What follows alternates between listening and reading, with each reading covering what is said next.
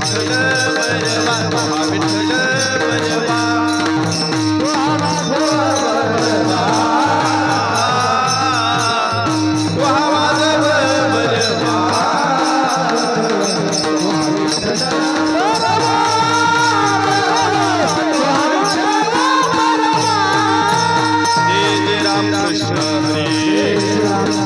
हरे जय जय राम हेची संत तेची संत ज्यांचा हेत विठ्ठले ज्यांचा हेत विठ्ठले ज्यांचा हेत विठ्ठले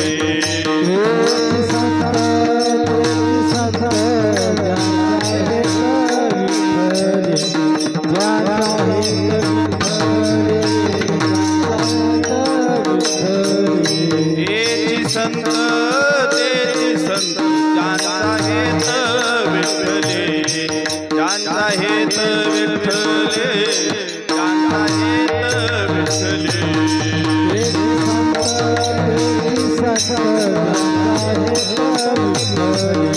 ज्यांचा हेत विठ्ठले नेनची काही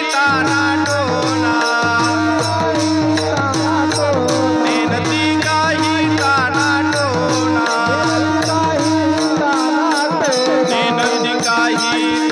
टोना नामस्मरणा वाचोनी नामस्मरणा वाचोनी नामस्मरणा वाचोनी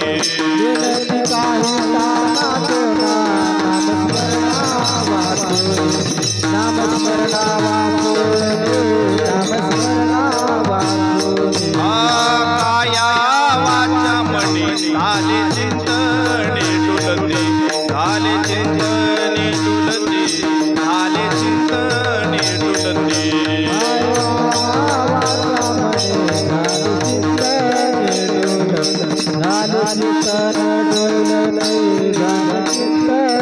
नेनती काही ताना टोना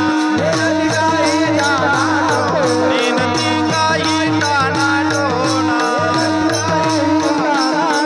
नेनती काही ताना टोना नामस्मरणा वाचोनी नामस्मरणा वाचोनी नामस्मरणा वाचोनी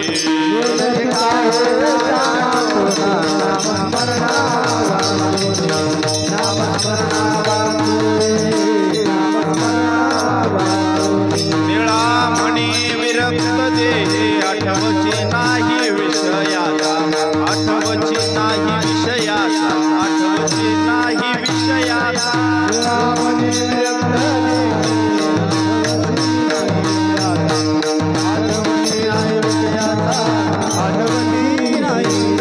नेनती काही ताना टोना नेनती काही ताना टोना नेनती काही ताना टोना नामस्मरणा वाचोनी नामस्मरणा वाचोनी नामस्मरणा वाचोनी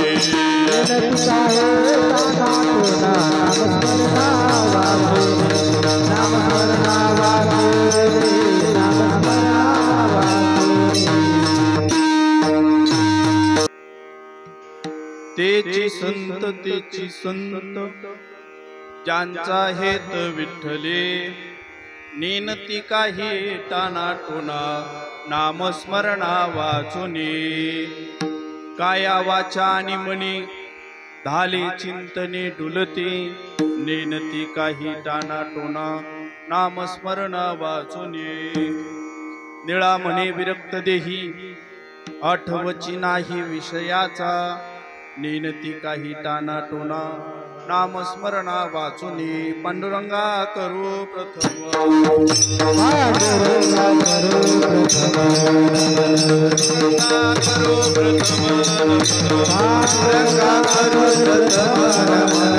सुरे शरण संताची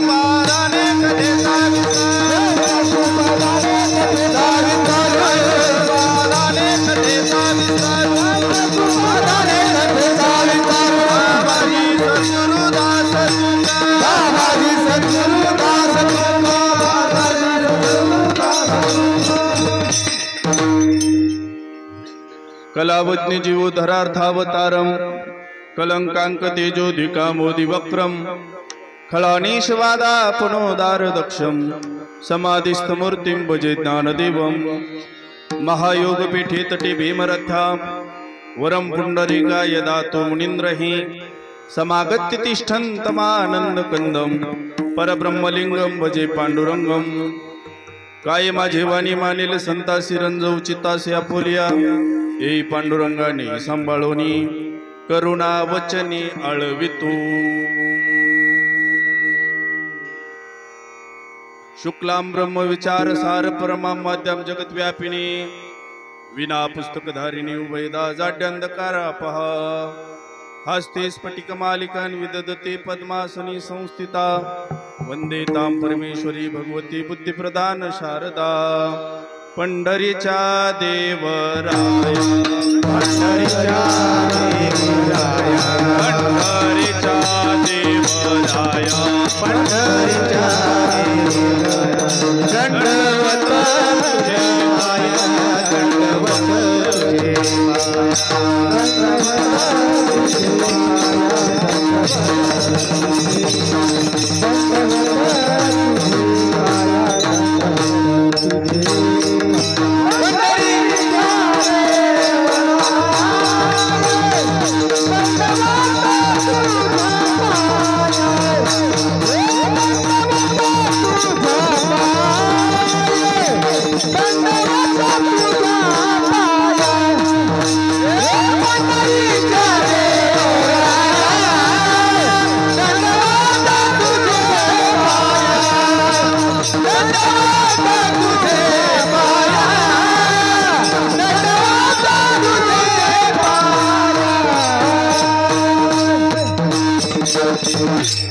नमो सद्गुरु तुकया ज्ञान दीपा नमो सद्गुरु सच्चिदानंद रूपा नमो सद्गुरु भक्त कल्याण मूर्ती नमो सद्गुरु भास्करा पूर्ण कीर्ती सेवे लागे सेवक झालो तुमच्या लागलो निज चरणा अहो स्वामी तुकया देवा यावरी न करावा अभेर निवृत्तीनाथाचे चरणी निवृत्तीनाथाचे चरणी शरण एका जनार्दनी शरण एका जनार्दनी शरण एका जनार्दनी शरण एका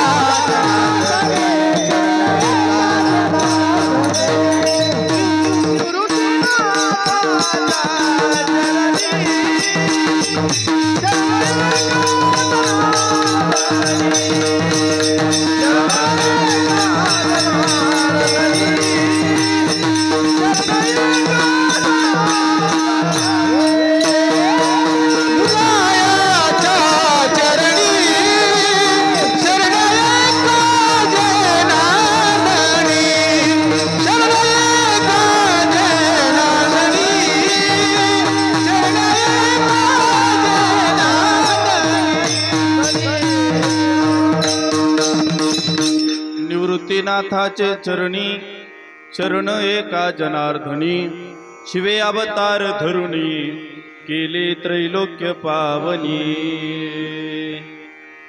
तेची संत ज्यांचा हेत विठ्ठले नेनती काही टाना टोना नामस्मरणा वाचुनी प्रस्तुत प्राप्त प्रसंगी भगवत चिंतना करता निवडलेला अभंग विश्ववंदनीय वैराग्याचे मूर्तिमंत पुतळे देहूचे सुप्रसिद्ध साधू इंद्रायणीच्या तीरावर उठलेलं भक्तीचं वादळ भागवत संप्रदायातील विशाल वृक्षाला लागलेलं गोंडस फळ म्हणून पाहिलं जातं जगद्गुरु संत श्रेष्ठ तुकोबाराय यांचे एक निष्ठ शिष्य संत श्रेष्ठ निळोबाराय यांचा संतांची अवस्था वर्णन करणारा 4 चरणाचा अभंग विठ्ठल विठ्ठल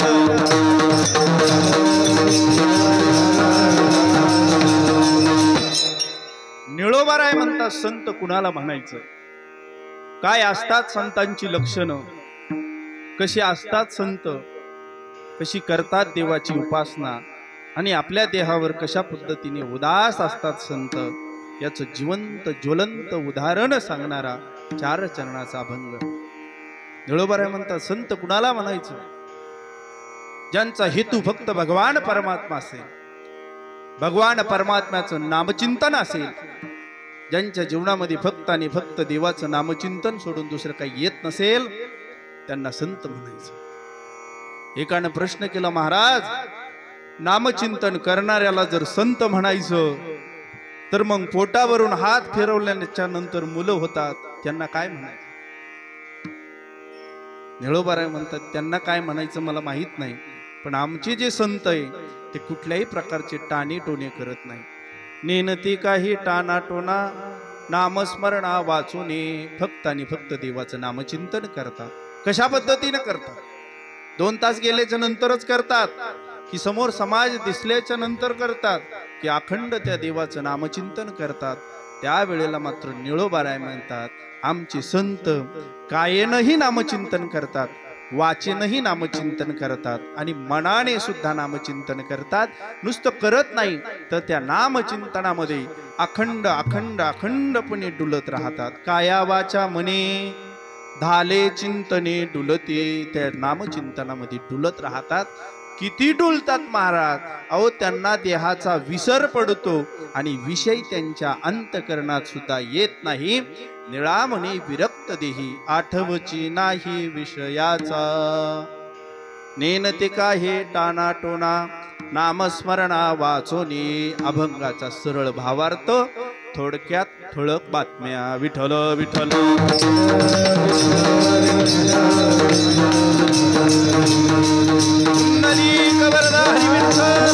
श्री ज्ञानदेव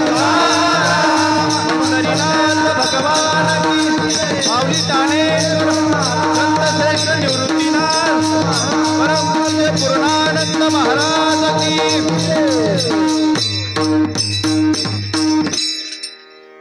तेची संत ज्यांचा हेत विठ्ठले, नेनते का हे टाना टोना, नामस्मरणा वाचून. या अभंगावरती चिंतन करण्यापूर्वी अल्प असा पर्याय देणं अत्यंत गरजेचा. तो म्हणजे असा, आपल्या परिसराचं वैभव असणारे, परिसराचं म्हणण्यापेक्षा संपूर्ण महाराष्ट्राचं वैभव असणारे परमपूज्य आदरणीय ब्रह्मलीन पूर्णानंद बाबा उर्फ नाठे बाबा. तसं संतांची कधी जात विचारायची नसते, नदीचं कधी मूळ पाहायचं नसतं, आणि संतांचं कधी कुळ पाहायचं नसतं. आणि म्हणून असं असणारे या महाराष्ट्राचं वैभव परमपूज्य आदरणीय ब्रह्मलीन पूर्णानंद महाराज यांच्या 4थ्या पुण्यतिथी निमित्तानं आज या कार्यक्रमाचं आयोजन आहे. आपणा सर्वांना माहिती आहे, बाबांचं जीवनचरित्र आपण सगळ्यांनी अगदी जवळून पाहिलेलं आहे. आम्ही तर काय, अमावस्या पुनवेला आम्हाला कधीतरी 2-3 महिन्यातून एखाद्या वेळेला भेटले तर भेटायचे, बोलले तर 2 शब्द बोलायचे. परंतु एक गोष्ट लक्षात ठेवा, अनाथाची माय सिंधुताई सपकाळ सांगायच्या, एखाद्या व्यक्तीला जर ओळखायचं असेल, त्याचा गुणगौरव जर ओळखून घ्यायचा असेल, ती व्यक्ती कशी होती हे जर कळून घ्यायचं असेल, समाजानं त्या व्यक्तीचा उदो उदो करावा असं जर वाटत असेल, तर त्या व्यक्तीला पहिल्यांदा या मातीमध्ये मरावं लागतं.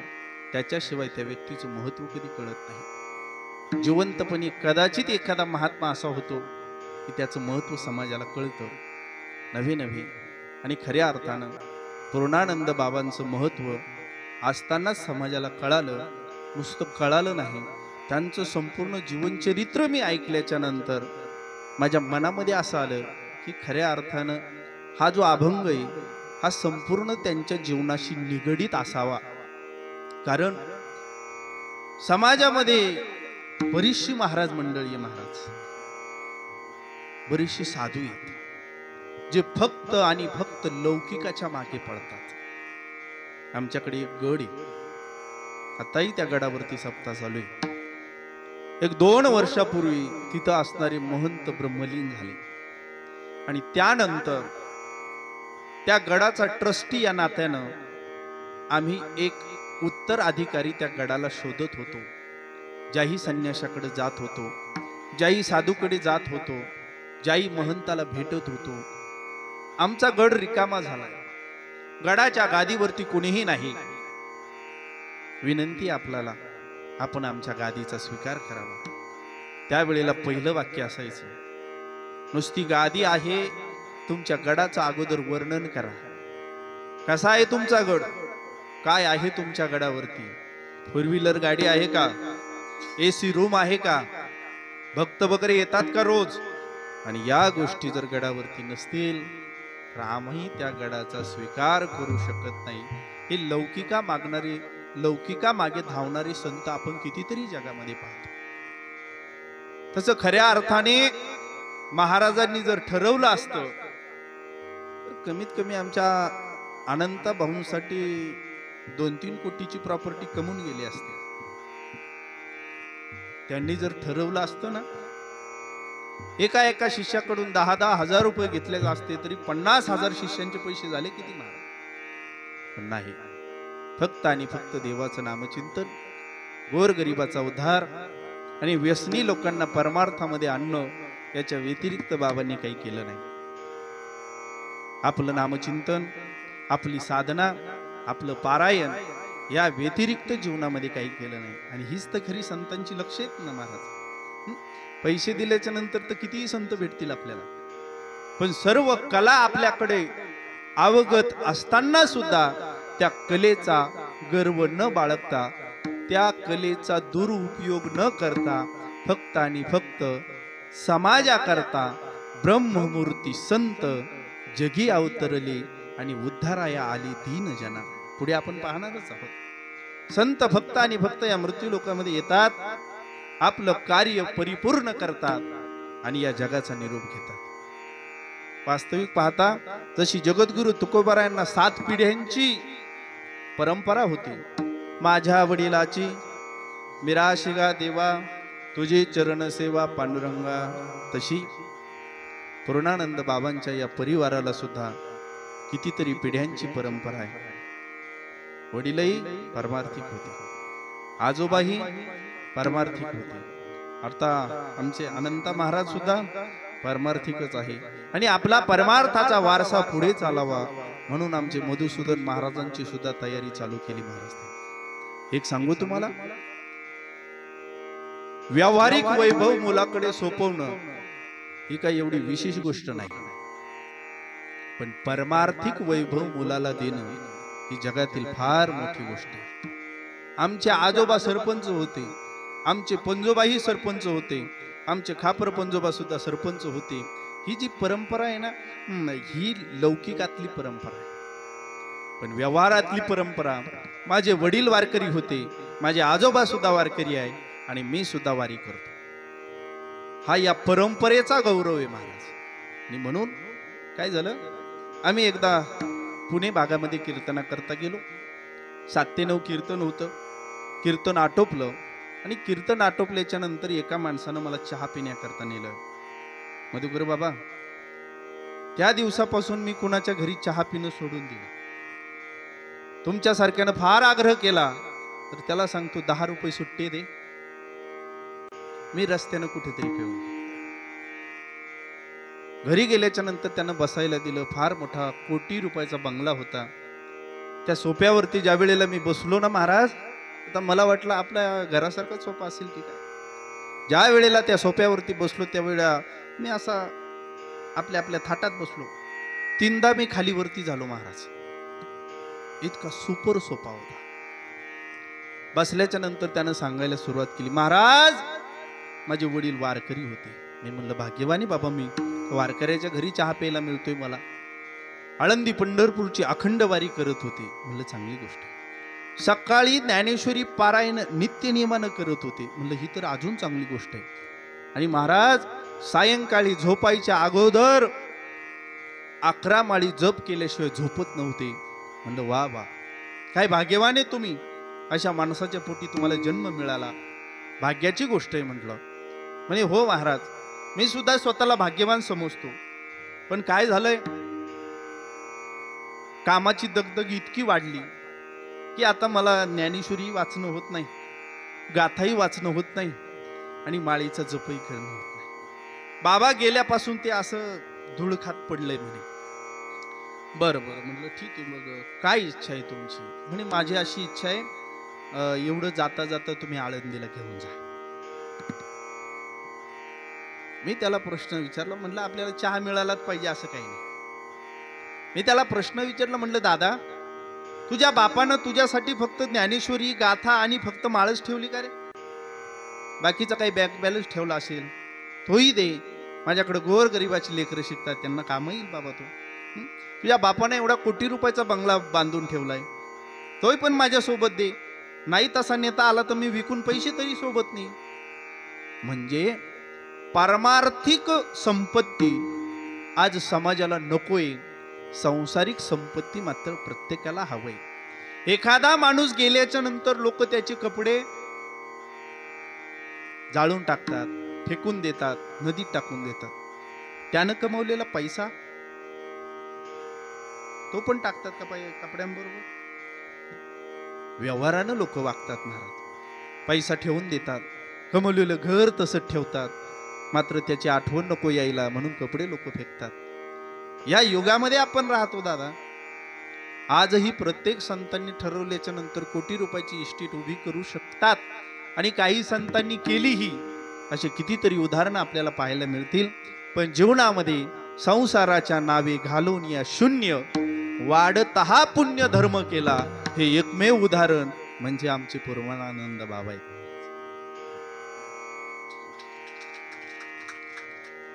तुमच्याकडे टाळ्यांना टॅक्स आहे का? म्हणजे वाजवल्याच्या नंतर काही बिल वगैरे येतं का तुमच्या हाताला? असं तसं काही नाही ना? थंडी जास्त आहे का तुमच्याकडं? नाही नाही, मी अगदी मोकळ्या मनाचा कीर्तनकार. वाजवल्यात तर मोकळ्या मनानं वाजवा, नाही तर काही वाजवल्या पाहिजे असं काही आपलं नाही. नाही नका वाजवा, आपलं काय, आपलं काही टाळ्यानं थोडंच. तुम्हाला वाटलं तर वाजवा, नाही तर आपलं काही म्हणणं नाही. अजूनही वाटा ना त्यांना, आता काय करावं?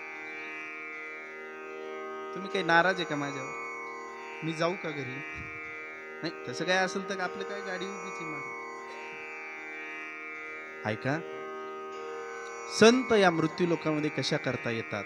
तर जड जीवाचा उद्धार करण्याकरता संत या मृत्यू लोकांमध्ये येत असतात. अशा अनेक प्रकारचे संत या मृत्यू लोकांमध्ये झाले. नक्की काय असतं संतांचं लक्षण? भगवान परमात्मा अर्जुनाला उपदेश करत असताना अर्जुनाला सांगतात, अर्जुना, तू गप्पा तर पंडितासारख्या मारतोय, पण तुला मात्र पंडित होता येईना, तुला साधू कळेना. ज्या वेळेला दोन्ही सैन्यांच्या मध्ये अर्जुनाचा रथ उभा केला, अर्जुनानं पाहिलं द्रोणाचार्य, भीष्माचार्य, कृपाचार्य सगळे आपल्या घरातली माणसं समोर दिसतात आणि यांना मारायचं आणि राज्यपद घ्यायचं. त्यावेळेला अर्जुनानं सांगितलं, देवा, या लोकांना मारून मला राज्यपद मिळवण्यापेक्षा मला ते राज्यपद नको, मी यांना मारू शकत नाही. कारण ज्यांच्या कड्या खांद्यावरती खेळलो असे भीष्माचार्य समोर उभे, ज्यांनी मला धनुर्विद्या दिली, धनुर्विद्येमध्ये पारंगत केलं असे द्रोणाचार्य समोर उभे आहेत. त्यांना मारायचं आणि राज्यपद उपभोगायचं, त्यापेक्षा देवा मी संन्यास घेतो, मी भिक्षा मागतो, मी भीक मागेल, मी साधू होईल, पण मला हे युद्ध करायचं नाही. त्यावेळेला भगवान परमात्मा सांगताय, गतासून गतासूंच नानू शोचंती पंडिता. अरे तू गप्पा पंडितासारख्या मारतोय, पण तू मात्र पंडित नाही. तू गप्पा साधूच्या मारतोय, तू मात्र साधू नाही. काय असतात रे साधूची लक्षणं? काय कळतात तुला? समाजामध्ये अनेक प्रकारचे साधू झाले. त्यावेळेला भगवान परमात्मा अर्जुनाला साधूची लक्षणं 12व्या अध्यायामध्ये सांगतो. अद्वेष्टा सर्वभूताना, मैत्र करुण एवच, निर्ममो निरहंकार, समदुःख सुख क्षमी. अर्जुना, साधू कुणाला म्हणायचं? जो जगावरती फक्त आणि फक्त प्रेम करतो त्याला साधू म्हणायचं. जो एखाद्याच्या अवगुणाचा कधी विचार करत नाही त्याला साधू म्हणायचं. जो जगामध्ये कुणाचाच द्वेष करत नाही त्याला साधू म्हणायचं. अद्वेष्टा सर्व भूताना, सर्व भूतांच्या ठिकाणी जो अद्वेष्टा आहे, जो दोष पाहत नाही, त्याला खऱ्या अर्थानं साधू म्हणायचं. काही वेळेला काही द्वेष्ट्याचे द्वेष्टी असतात, काही आद्वेष्ट्याचे द्वेष्टी असतात, काही द्वेष्ट्याचे आद्वेष्टी असतात आणि काही आद्वेष्ट्याची सुद्धा द्वेष्टी असतात. द्वेष्ट्याची द्वेष्टी म्हणजे काय? एखाद्यानं जर आपल्याला लग्नाला बोलवलं, तर आपण त्याला लग्नाला, बोला ना तुम्ही, आमच्याकडे 2 वर्षाची मुलं बोलतात. हा, तुमच्याकडे लोक बोलत नाहीत का? बोलतात ना. हा, कीर्तनात बोलत नाहीत का? महाराजांनी बोलायला सांगितल्याच्या नंतर बोललं पाहिजे. नाही बोलले तर कमीत कमी माना तरी हलवा, मला कळेल आहेत का.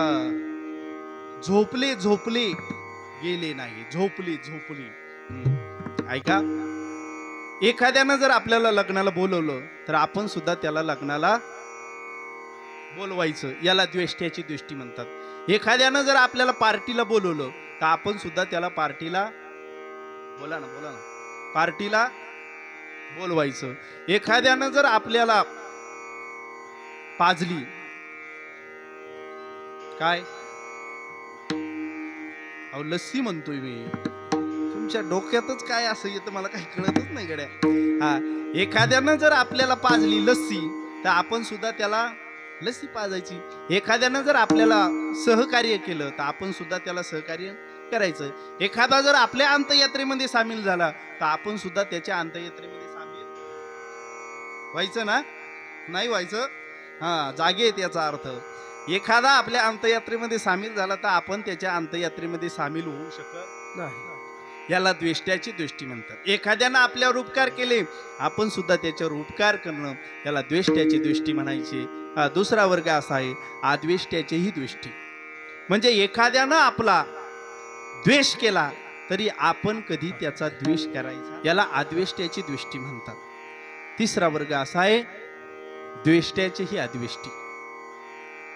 आपण फक्त प्रेम करायचं जनतेवर, त्यांच्या रिस्पॉन्सची वाट पाहायची नाही. या वर्गामध्ये संत मोडतात महाराज. जगानं कितीही त्रास दिला तरी तो त्रास सहन करायचा, त्याचा मोबदलाही कधी त्यांना द्यायचा नाही. वास्तविक जर विचार केला तर 700 वर्षापूर्वी ज्ञानोबा झाले. सच्चिदानंद बाबांचं उदाहरण सगळ्यांना माहिती. सच्चिदानंद बाबांची पत्नी गेली आणि गेल्याच्या नंतर दर्शन घेतलं, सांगितलंय बाबा मला आशीर्वाद द्या. ज्ञानोबारायांनी आशीर्वाद दिला, सौभाग्यवती भव. बाबा आशीर्वाद देताय, पण तो या जन्मीचा देताय की पुढच्या जन्मीचा देताय? ज्ञानोबारायांनी सांगितलं याच जन्मीचा. का हो माई, का असं विचार? बाबा समोरून जी प्रेत यात्रा चालली ती माझ्या मालकाची चालली आणि तुम्ही म्हणता सौभाग्यवती भाऊ. ज्ञानोबाराय म्हणतात जर मी सौभाग्यवती म्हटलो असेल तर तू सौभाग्यवतीच असणार. थांबवा ती प्रेत यात्रा. प्रेत यात्रा थांबवली. ज्ञानोबाराय सांगतात हे जे माझं तोंड आहे ना, हे गांजा बिड्या तंबाखून खराब झालेलं तोंड नाही माई. माझी या सत्यवादाची तप वाचे केले बहुत कल्प, तेत फाळाचे महाद्वीप पातली प्रभू. या वाणीनं कितीतरी वर्ष तपश्चर्या केलेली आहे. या वाणीतून निघालेला शब्द कधी असफल ठरणार नाही. ही द्वेष्ट्याची दृष्टी. उठा सच्चिदानंद बाबा म्हटल्याबरोबर सच्चिदानंद बाबा उठून नाही बसले, त्यांनी फक्त डोळे उघडले. तुमच्याकडे दोरीनं बांधत नाही का? बांधतात ना, मग कसं काय उठतील बरं ते? पॅक बांधलेलं असतं महाराज लोकांनी. फक्त त्यांनी डोळे उघडले, मग दोरी सोडली आणि सच्चिदानंद बाबा उठले. त्याच ज्ञानोबारायांना आळंदीमध्ये काही कमी त्रास झाला का महाराज? माझे मुक्ताई ज्या वेळेला आळंदीमध्ये ज्ञानदादाला मांडे खावशी वाटले म्हणून खापर आणण्याकरता गेलेली मुक्ताबाई चाकण चौकामध्ये आले आणि पगडीवाला म्हातारा घोड्यावरून चालला होता. काय ग मुक्ते, कुठे गावामध्ये फिरते? काका काही नाही हो, दादाला मांडे खावशे वाटले. अरे संन्याशाची कार्टी तुम्ही, मांडे खाण्याची चोजली पुरवता, तोंडाचे चोजले पुरवता. मांडे खाण्याचा अधिकार फक्त आमच्यासारख्या ब्राह्मणाला आहे. तुमच्यासारख्या संन्याशाच्या कार्ट्यांना मांडे खाण्याचा अधिकार नाही. हातातील खापर खाली टाकलं, पायानं तुडवलं, फोडून टाकलं. छोटीशी मुक्ताबाई रडत रडत रडत रडत आपल्या दादाकडे गेली. घडलेला वृत्तांत दादाला सांगितला. ज्ञानोबराय म्हणतात मुक्ते, अगं मांडे खाण्यासाठी मांडे बनवण्यासाठी खापरच पाहिजे असं तुला कोणी सांगितलं? बस तू मांडे बनवण्याची तयारी कर, मी मांडे भाजण्याची तयारी करतो. त्यावेळेला ज्ञानोबारायांनी आपल्या पाठीवरती योग अग्नीनं संपूर्ण पाठ तापवली आणि त्या पाठीवरती मांडे भाजले. दादा, साध्या सामान्य महिलेनं जर मांडा बनवला तर त्याचा सुगंध पूर्ण गल्लीमध्ये पसरतो. जगत जननी मुक्ताबाई मांडे बनवण्याकरताय आणि या विश्वाचा बाप ज्ञानोबाराय मांडे बाजण्याकरताय. त्या मांड्याचा सुगंध किती असेल. त्या मांड्याचा सुगंध आळंदीमध्ये दरवळत होता. विसोबाचा विचार मनामध्ये आला, अरे कार्ट्यांचं कापर तर फोडून टाकलंय, काय अवस्था झाली पाहायला गेलं पाहिजे. ज्या वेळेला त्या पंचकृषीमध्ये विसोबा काका आले, मांड्याचा सुगंध विसोबा काकांना राहू देईना. खिडकीतून पाहताय तर मांडे तयार झालेत, आता मांडे खाण्याची वेळ आहे. विसोबा काका सुद्धा त्या पंक्तीमध्ये जाऊन बसले. साधूंनी तितकारा नाही केला महाराज. हसणारा एक मांडा विसोबा काकांच्या ताटात वाढला आणि जगाचा चालक मालक असणाऱ्या भगवान परमात्म्याला जे नामदेव महाराज खाऊ घालतात, त्या नामदेव महाराजांचं गुरु होण्याचं सामर्थ्य विसोबा काकांपुढे ज्ञानोबारायांनी सुपूर्त केलं. काय सांगतोय मी, आद्वेष्ट्याचे दृष्टी जगानं त्रास दिला म्हणून संत कधी थांबले नाही दादा. एक दिवस मी असा सहज दुपारच्या वेळेमध्ये एकांतात बसलेलो असताना विचार करत होतो, का रे जगानं त्रास देत असताना फक्त संतच का निवडले असतील? का फक्त समाजानं संतांना त्रास द्यावा? का जगामध्ये दुसरं कुणी शिल्लक राहिलं नव्हतं म्हणून संतांनी फक्त संतांनाच त्रास द्यावा समाजानं? त्यावेळेला माझ्या असं लक्षात आलं, अरे एरंडाचा चरखा कधी तुम्ही पाहिला का? एरंडाचा चरखा कधी पाहिला नाही ना पाहिला. ऊसाचे पाहिले का? ऊसाचे का लोक ऊसाला चरख्यामध्ये टाकतात? का त्याला पिळतात? एकदा काढतात, डबल टाकतात, दोनदा काढतात, डबल टाकतात, 4 वेळेला काढतात. संपूर्ण तो ऊस जोपर्यंत त्याचं काहीच शिल्लक राहत नाही रस, तोपर्यंत त्याला टाकतात. याचं एकच कारण, चरख्यामध्ये एरंडाला कितीही टाकलं तर तो रस देणार नाही. मात्र ऊसाला टाकल्याच्या नंतर तो जसा रस देतो तसा समाजाला कितीही त्रास दिला समाजाकडून फायदाही होणार नाही, तोटाही होणार नाही. पण संतांना त्रास दिल्याच्या नंतर निश्चित जीवाचं कल्याण झाल्याशिवाय राहणार नाही. म्हणून कदाचित समाज संतांना सुद्धा त्रास देत असेल. विठ्ठल विठ्ठल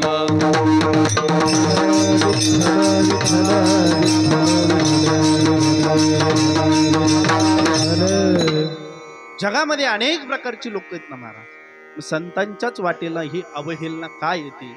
एक गोष्ट लक्षात घ्या. तुम्हाला बाजारपेठ सुरगाणाच आहे का? बाजारपेठ सुरगाणा आहे. शेतीची कामं असल्याच्या नंतर कदाकाळी तुम्ही सुरगाण्याला गेले, कुणाला कुदळ घ्यायची असेल, कुणाला पावडा घ्यायचा असेल, कुणाला कोयता घ्यायचा असेल, कुणाला अजून बस काहीतरी घ्यायचंय लोखंडी वस्तू, मला सांगा तुम्ही गेल्याच्या नंतर ती ठाकून ठोकून पाहता का? लोखंड ठाकून ठोकून पाहता का? बरं तेच जर तुम्ही कदाचित एखाद्या सोनाराच्या दुकानामध्ये गेले, सोनाराच्या दुकानामध्ये सोनं घेत असताना ते ठाकून ठोकून घेता का तसंच घेता? कमीत कमी चौकशी तर करत असाल ना. 22 कॅरेट आहे का 24 कॅरेट आहे याची चौकशी होती. त्या सोन्याला सोनेपण येण्याकरता त्याला वितळावं लागतं, ठाकून ठोकून बारीक करावं लागतं. त्याला 100 वेळा परीक्षा द्यावं लागती. कुणाला? सोन्याला 100 वेळा परीक्षा द्यावं लागती. त्यावेळेला त्याचा रेट 74,000 होतो. लोखंडाला परीक्षा देण्याची गरज पडत नाही. तसं तुमच्यासारख्या आमच्यासारख्या सामान्य माणसाला परीक्षा देण्याची गरज पडत नाही. पण ज्याला संत व्हायचं असेल आणि गेल्यानंतर सुद्धा त्याच्या पुण्यतिथी साजरी व्हावी असं वाटत असेल तर त्याला समाजाचे आघात सोसावं लागतील. त्याशिवाय संत पण मिळणार नाही. एखाद्याला जर देव बनायचं असेल तर त्याला टाक्याचे घाव सोसावं लागतील. त्याच वेळेला त्या दगडाचं मूर्तीमध्ये रूपांतर होईल आणि एकदा त्यानं तेवढे टाक्याचे घाव सहन केले की मग मात्र त्याला देव होण्यापासून कुणीही रोखू शकत नाही.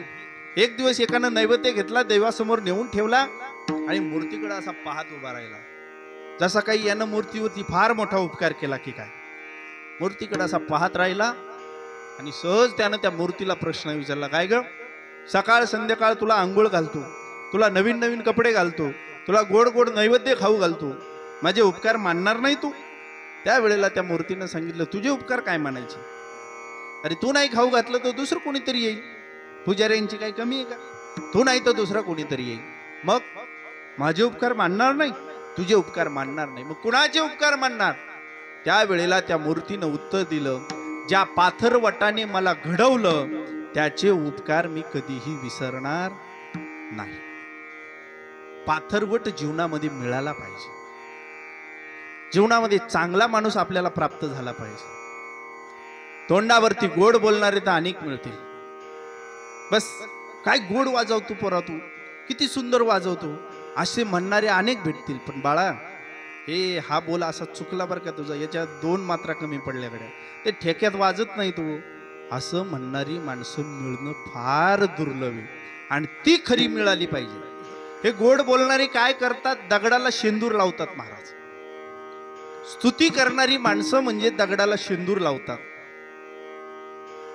आणि निंदा करणारी माणसं मूर्तीला टाक्याचे घाव घालतात. ज्या वेळेला दगडाचा शेंदूर निघून जाईल त्या वेळेला त्या दगडाची सत्यता समोर आल्याशी, अरे हा साधा दगड आहे रे, कुणीतरी हात पुसून गेलं याला, ही काही मूर्ती आहे का, त्याचा अधिकार संपून जाईल तिथं. ज्या वेळेला मूर्तीला घडवल्या जाईल, टाक्याचे घाव सहन केले जातील, पाठे उठावं लागेल, नाही उठला तर 2 रट्टे पाठीमध्ये पडतील, हे घाव सोचावेच लागतं तुम्हाला. एवढ्या थंडीमध्ये खिशातला हात बाहेर काढायला भीती वाटते. तीच गार पाण्याच्या टाकीखाली ज्या वेळेला आंघोळ करण्याचा प्रसंग येतो, हे टाक्याचे घाव नाही तर काय आहेत महाराज, हे टाक्याचे घाव सहन करावंच लागतात. त्याच वेळेला एखाद्या कार्यक्रमामध्ये गेल्याच्या नंतर चौकामध्ये 100 महिला आरती ओवाळण्याकरता उभ्या दिसतील. काय करू महाराज, काय बनवू महाराज तुमच्यासाठी, काय खाणार महाराज, काय बनवलं पाहिजे महाराज, कशानं तुम्ही प्रसन्न व्हाल? हा मूर्तीचा नैवेद्य नाही तर काय आहे महाराज. हे सहन करावं लागेल. त्यावेळेला संत होता येतं. एक प्रसंग आहे जगद्गुरु तुकोबरायांच्या जीवनातला. बस वारीचे दिवस जवळ आले होते, आणि वारीचे दिवस जवळ आले म्हणून जगद्गुरु तुकोबरायांना असं वाटलं, बस आपण मंदिराजवळच्या काट्या थोड्या बाजूला करू, लोकांना प्रदक्षिणा करायला थोडा त्रास होतो. पण मंदिराच्या मागचा जो फुलांचा बाग होता तो मात्र रामेश्वर बाबाचा होता. काट्या बाजूला केल्या, रामेश्वरांना राग आला आणि तीच काठी घेतली, माझ्या जगद्गुरु तुकोबरायांना धोधो धुतलं महाराज.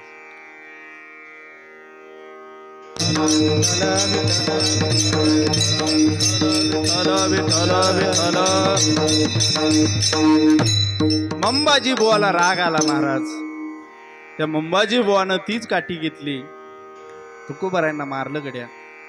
सायंकाळची वेळ झाली, आता कीर्तन सुरू करायचंय. पण कीर्तनामध्ये एखादा वक्ता असा असतो की कीर्तनकाराला सुद्धा वाटतं या वक्त्याकडे पाहूनच कीर्तन केलं पाहिजे. जगद्गुरु तुकोबराय मात्र त्याच वक्त्याकडं पाहून कीर्तन करत होते. आज समोर वक्ता दिसत नाही. कुठे गेले महाराज? आज दिसत नाही. तुम्हाला सकाळी काठीनं मारलंय. मंबाजी बुवा आज कीर्तनाला येणार नाही. अरे येणार नाही म्हणजे कदाचित मला मारल्यामुळं मंबाजी बुवाचे हात दुखत असतील म्हणून मंबाजी बुवा आज काही कीर्तनाला दिसत नाही. तुकोबरायांनी गळ्यात असणारा विणा गादीवरती ठेवला. मंबाजी बुवांकडे गेले. हातामध्ये तेलाची वाटी होती. मंबाजी बुवांच्या हाताला तेल लावण्याचा प्रयत्न करताय. त्यावेळेला मंबाजी बुवा शर्मेनं काळे ठिकूर पडले आणि जगद्गुरु तुकोबरायांसमोर हात जोडून उभे राहिले. तुकोबराय, तुम्ही आणि माझ्या हाताला बस तेल लावताय? हो मंबाजी बुवा, आज तुम्ही कीर्तनाला नाही, कीर्तनाला मजा येत नाही, तुम्ही कीर्तनाला आलं पाहिजे. तुकोबराय, सकाळी तुम्हाला काट्याच्या काठीनं ढोरासारखं बडवलोय हो, तरी तुम्ही मला बोलवताय? हो मंबाजी बुवा, तुम्ही मला काट्याच्या काठीनं मारलं म्हणजे मला त्याचा राग नाही आला. बरं झालं तुम्ही मला काट्याच्या काठीनं मारलं. ज्या वेळेला समाजाने माझ्याकडे एकांतामध्ये स्त्री पाठवली होती त्यावेळेला मी त्यांना सांगितलं होतं, जाई व तू माते नकरी सायास, आम्ही विष्णुदास तैसे न हो. त्या दिवशी मला कळालं माझ्या जीवनातला काम निघून गेला. बस ज्या दिवशी छत्रपती शिवाजी महाराजांनी सोन्याचा नजराणा पाठवला आणि त्या नजराण्याकडे मी न पाहता तो नजराणा परत केला, त्या दिवशी मला कळालं माझ्या जीवनातला लोभ सुद्धा निघून गेला. पण माझ्या जीवनातला क्रोध निघून गेला की न गेला याचं परीक्षा करणारा अजून मला कोणी भेटलं नव्हतं. पण ज्या वेळेला सकाळी तुम्ही काट्याच्या काठीनं मारलं, मी तुम्हाला एकही शब्द बोललो नाही, त्या दिवशी मला कळालं की माझ्या जीवनातला क्रोध सुद्धा निघून गेलाय. बरे झाले देवा काट्यावरी मारिले, बरं झालं मला तुम्ही मारलं, माझ्या जीवनातील सगळं निघून गेलं. एक गोष्ट लक्षात ठेवा, जीवनामध्ये परीक्षा घेणारी माणसं जीवनामध्ये भेटली पाहिजे. ज्याला मोठं व्हायचंय ना, त्याच्या जीवनामध्ये पावलोपावली परीक्षा घेणारी माणसं भेटलीच पाहिजे. जोपर्यंत योग्य परीक्षक भेटत नाही तोपर्यंत जीवनाचं कल्याण सुद्धा कोणी करू शकत नाही. म्हणून परीक्षक जीवनामध्ये फार महत्वाचा आहे, जेणेकरून आपण केलेला अभ्यास हा चुकीचा आहे का बरोबर आहे हे तरी कळतं. काही वेळेला आमची पोरांना विचारतो, काय रे अभ्यास झाला का? ते म्हणतात हो महाराज झाला. पेपरला जातात, पेपर लिहितात, घरी येतात, काय रे कसा होता पेपर? एकदम सोपा होता महाराज. किती लिहिला? संपूर्ण लिहिला महाराज. पुरला का तेवढा? नाही महाराज, 2 पुरवण्या लावल्या, एवढा पेपर लिहिला. अरे वा, चांगली गोष्ट आहे. आणि ज्या वेळेला ओपन हाऊस असतं, तुमच्याकडे कळतं ना, ओपन हाऊस पेपर पाहायला ज्या वेळेला बोलवलं, अरे पेपर भरलेला दिसतोय पण मार्क मात्र भरलेले दिसत नाही. पेपर भरलेला आहे, मार्क मात्र भरलेले नाही. याचा अर्थ एकच होतो, परीक्षक भेटला नाही. हे चुकलंय हे कळाल्याच्या नंतर आपण उगच एवढं लिहिलंय हे फार उशिरा कळतं महाराज. जीवनामध्ये जीवन जगत असताना फार कष्ट आहे ना महाराज. तुम्ही रात्रंदिवस कष्ट करणारी माणसं आहे. एवढं कष्ट केल्याच्या नंतर सुद्धा पदरी काहीच पडत नाही का? कळो येईल अंतकाळी, प्राण प्रयाणाची वेळी, राहते निराळे रांडा पोरे सकळ. हे कधी कळेल?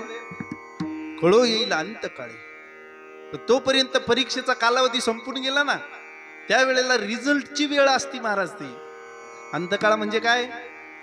रिझल्टची वेळ असते आणि त्यावेळेला रिझल्ट नापासचा भेटतो. काय उपयोग आहे त्याचा? अजिबात नाही.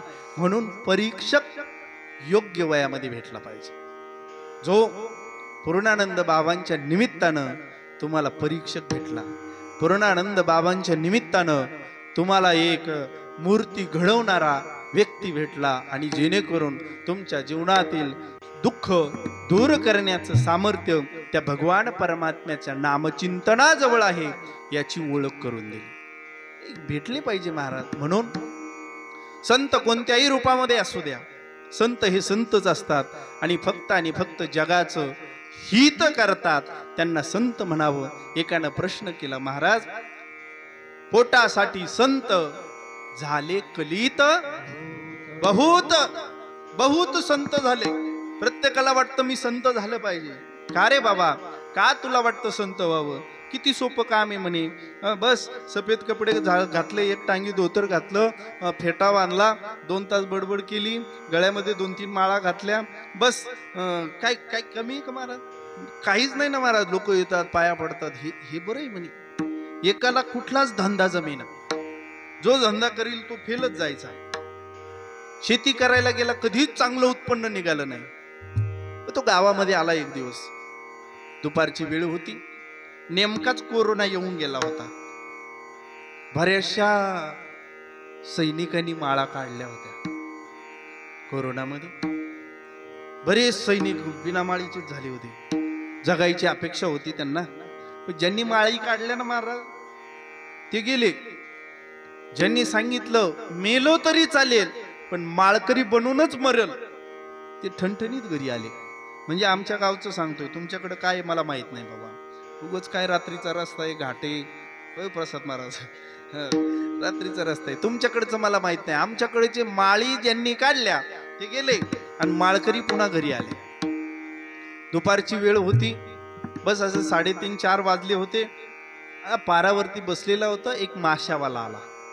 मासे कळतात ना तुम्हाला? असे शिंग असतात त्यांना, नाही ना? कळतात तुम्हाला? एवढं तरी बरं आहे.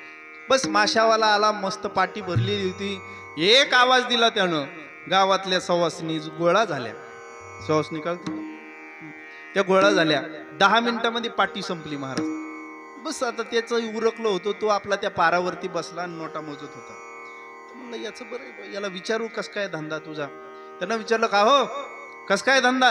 त्याने सांगितलं काही नाही, सकाळी उठतो, जेवण करतो, नदीवरती जातो, जाळं टाकतो, दुपारच्याला जाळं गोळा करतो, जेवढे येतील तेवढे पाटीत भरतो, गावामध्ये येतो, विकतो, एवढं झालं, पैसे घरी.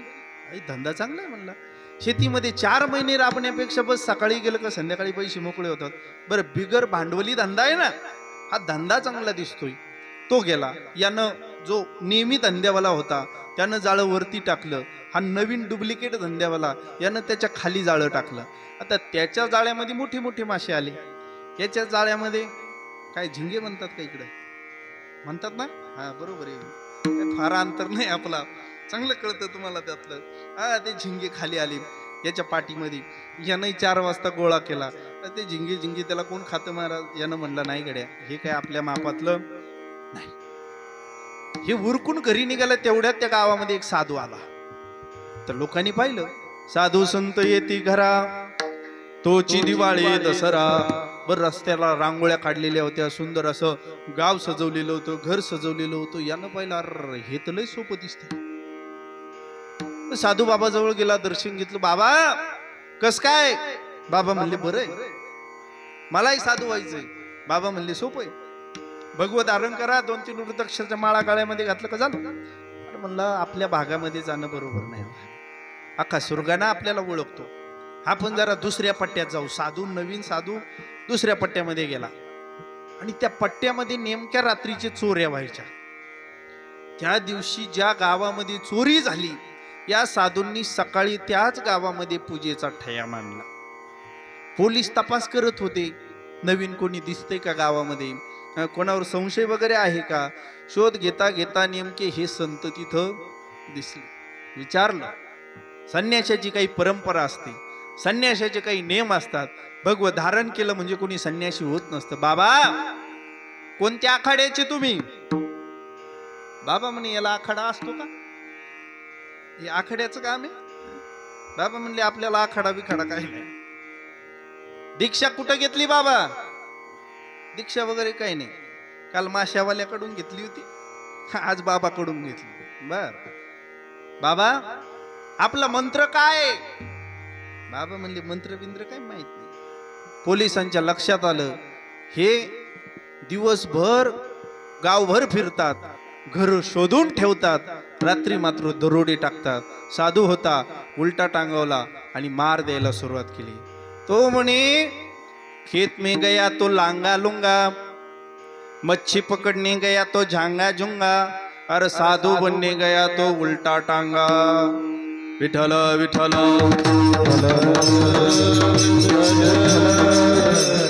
साधू बनणं सुद्धा सोपं नाही. असे कितीतरी साधू समाजामध्ये फिरताना चांगल्या साधकाला दिसले आणि म्हणून चांगल्या माणसाकडून खऱ्या संतांची ओळख करून घ्यावी याकरता काही लोकांनी निळोबारायांना प्रश्न विचारलाय. सांगा ना निळोबाराय, कसे असतात संत, काय असतात त्यांचे गुण, एखादं लक्षण आम्हाला संतांचं सांगा.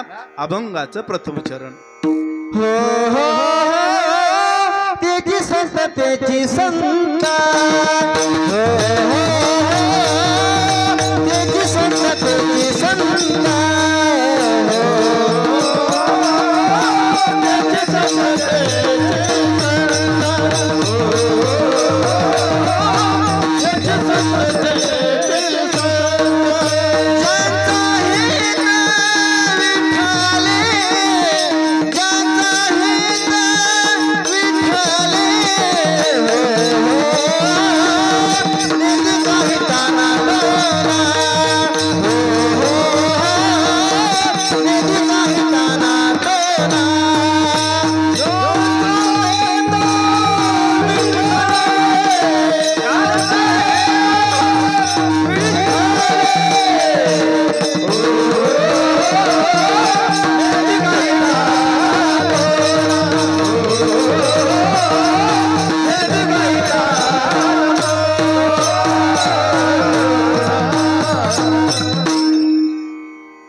ज्या वेळेला निळोबारायांना प्रश्न विचारलाय, सांगा महाराज संतांची व्याख्या.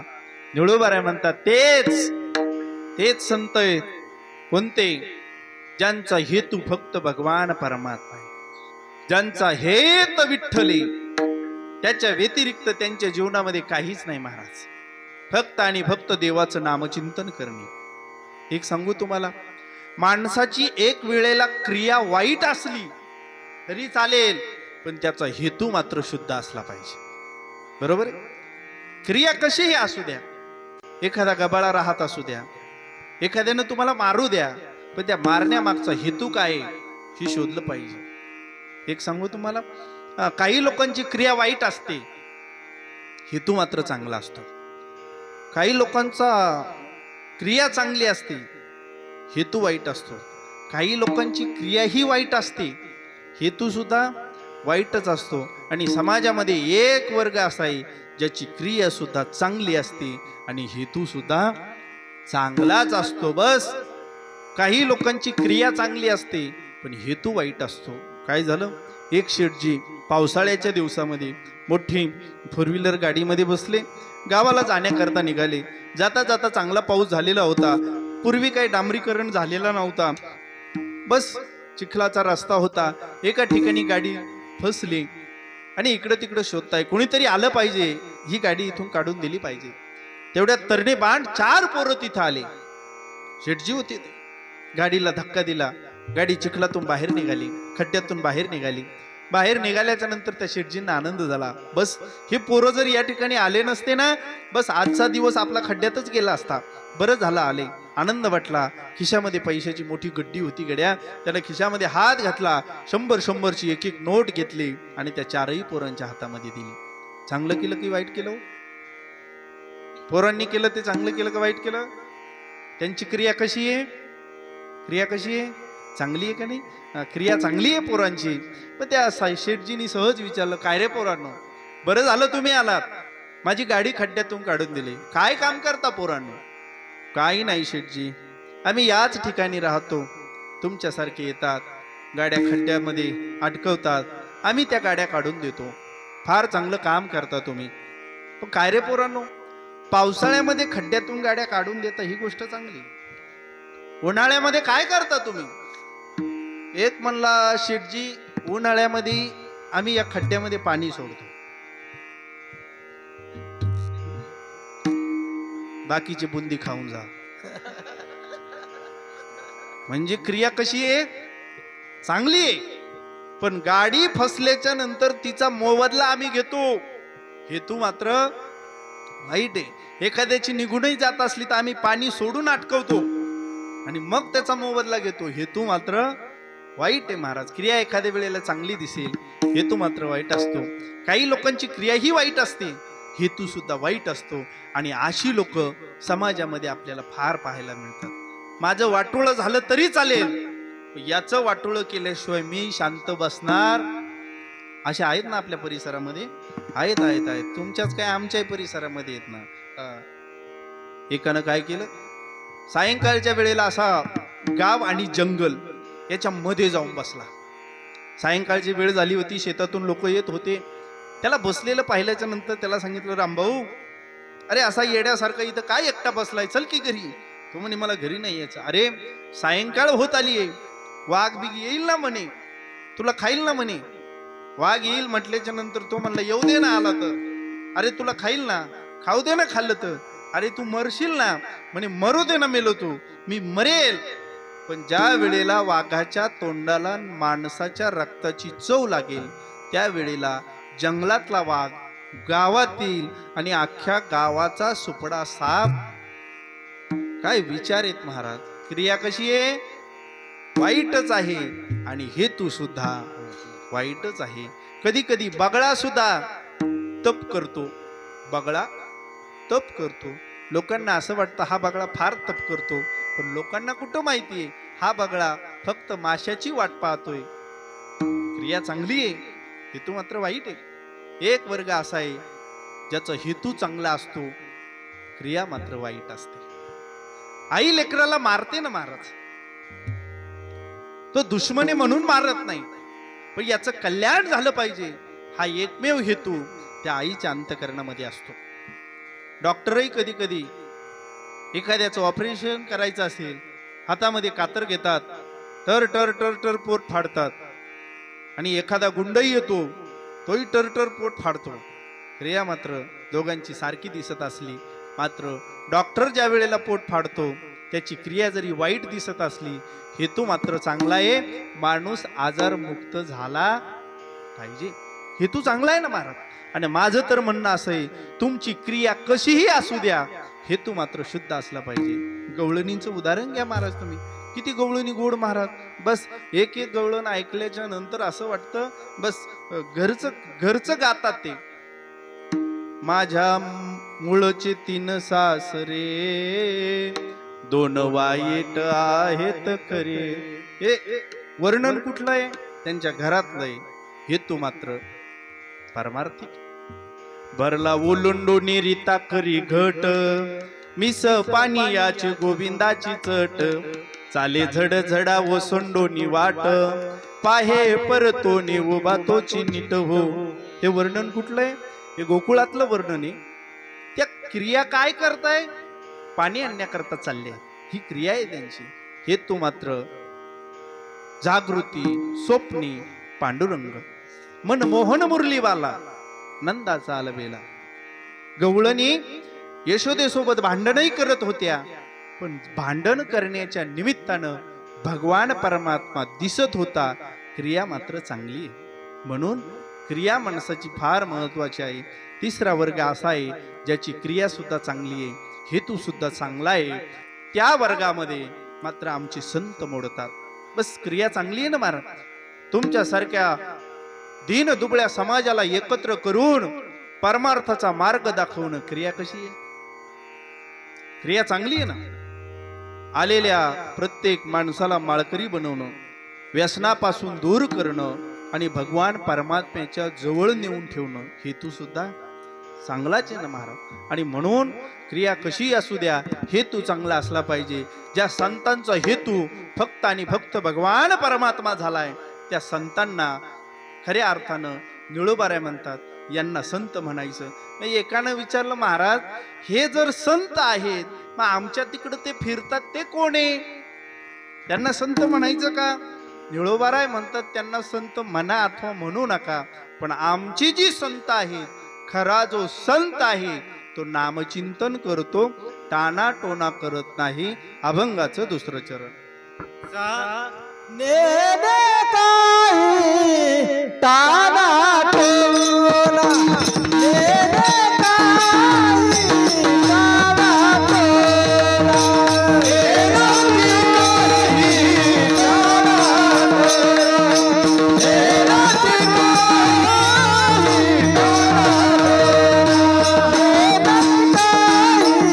ताना टोला, नेने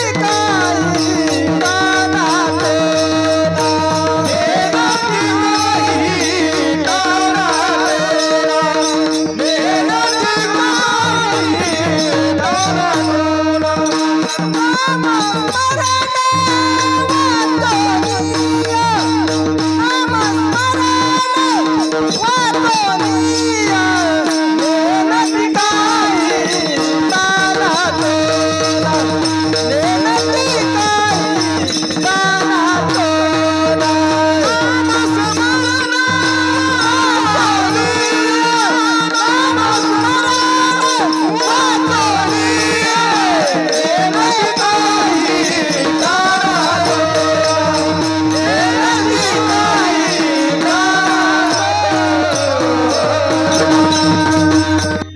म्हणतात. नेनती काही टाना टोना, नामस्मरणा वाचोनी संत.